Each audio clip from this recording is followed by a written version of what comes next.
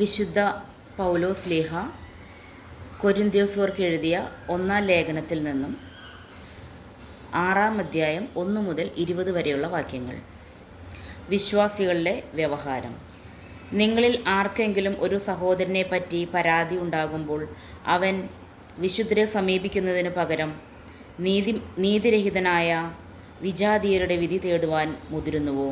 വിശുദ്ധർ ലോകത്തെ വിധിക്കുമെന്ന് നിങ്ങൾക്ക് അറിവില്ലേ? നിങ്ങൾ ലോകത്തെ വിധിക്കേണ്ടവരായിരിക്കെ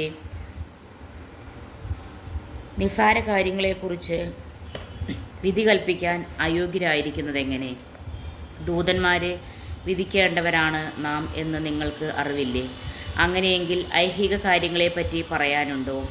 ഐഹിക കാര്യങ്ങളെക്കുറിച്ച് വിധി പറയേണ്ടി വരുമ്പോൾ സഭ അല്പവും വിലമതിക്കാത്തവരെ നിങ്ങൾ ന്യായാധിപരായി അവരോധിക്കുന്നുവോ?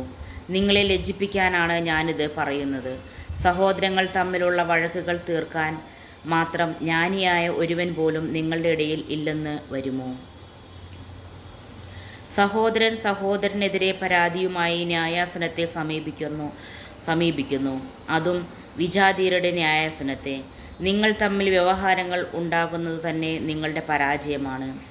എന്തുകൊണ്ട് ദ്രോഹം നിങ്ങൾക്ക് ക്ഷമിച്ചുകൂടാ? വഞ്ചന സഹിച്ചുകൂടാ? നിങ്ങൾ തന്നെ സഹോദരനെ പോലും ദ്രോഹിക്കുകയും വഞ്ചിക്കുകയും ചെയ്യുന്നു.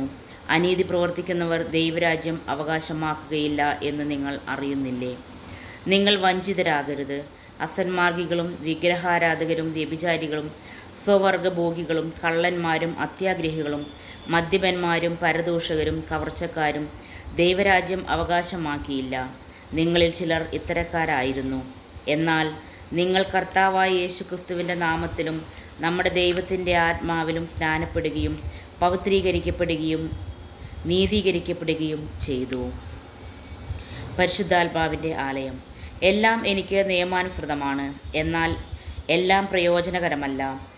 എല്ലാം എനിക്ക് നിയമാനുസൃതമാണ്, എന്നാൽ ഒന്നും എന്നെ അടിമപ്പെടുത്താൻ ഞാൻ സമ്മതിക്കുകയില്ല. ആഹാരം ഉദരത്തിനും ഉദരം ആഹാരത്തിനും വേണ്ടിയുള്ളതാണ്. ദൈവം ഇവ രണ്ടിനെയും നശിപ്പിക്കും. ശരീരം ദുർവൃത്തിക്ക് വേണ്ടിയുള്ളതല്ല, പ്രത്യുത ശരീരം കർത്താവിനും കർത്താവ് ശരീരത്തിനും വേണ്ടിയുള്ളതാണ്. ദൈവം കർത്താവിനെ ഉയർപ്പിച്ചു, അവിടുത്തെ ശക്തിയിൽ നമ്മെയും അവിടുന്ന് ഉയർപ്പിക്കും. നിങ്ങളുടെ ശരീരങ്ങൾ ക്രിസ്തുവിൻ്റെ അവയവങ്ങളാണെന്ന് നിങ്ങൾക്കറിഞ്ഞുകൂടെ? ക്രിസ്തുവിൻ്റെ അവയവങ്ങൾ എനിക്ക് വേശ്യയുടെ അവയവങ്ങളാണെന്നോ? ഒരിക്കലുമല്ല. വേശ്യയുമായി വേഴ്ച നടത്തുന്നവൻ അവളോട് ഏകശരീരമായി തീരുന്നുവെന്ന് നിങ്ങൾക്ക് അറിവുള്ളതല്ലേ? എഴുതപ്പെട്ടിരിക്കുന്നത് പോലെ അവർ ഇരുവരും ഒരു ശരീരമായി തീരും. കർത്താവുമായി സംയോജിക്കുന്നവൻ അവിടുത്തോട് ഏകാത്മാവായി തീരുന്നു. വ്യഭിചാരത്തിൽ നിന്ന് ഓടിയകലുവിൻ. മനുഷ്യൻ ചെയ്യുന്ന മറ്റു പാപങ്ങളെല്ലാം ശരീരത്തിന് വെളിയിലാണ്. വ്യഭിചാരം ചെയ്യുന്നവനാകട്ടെ സ്വന്തം ശരീരത്തിനെതിരായി പാപം ചെയ്യുന്നു. നിങ്ങളിൽ വസിക്കുന്ന ദൈവദത്തമായ പരിശുദ്ധാത്മാവിൻ്റെ ആലയമാണ് നിങ്ങളുടെ ശരീരമെന്ന് നിങ്ങൾക്ക് അറിഞ്ഞുകൂടെ?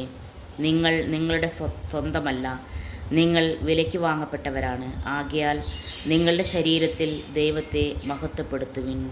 ദൈവമേ, സ്തുതി നിനക്ക് യോഗ്യമാവുന്നു. ബാറയ്ക്കുമോർ.